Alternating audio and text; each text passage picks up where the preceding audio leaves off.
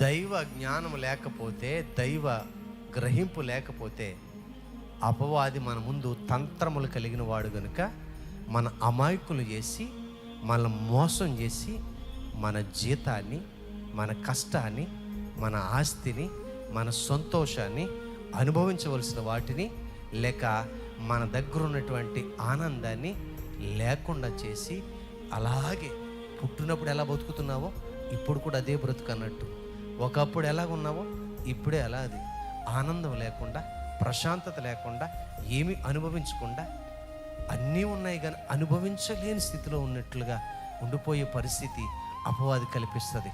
దాన్ని రద్దు చేసి దీవించేవాడు దేవుడు, వాడన్నిటిని ముగించి మేలుగా మార్చేవాడు దేవుడు.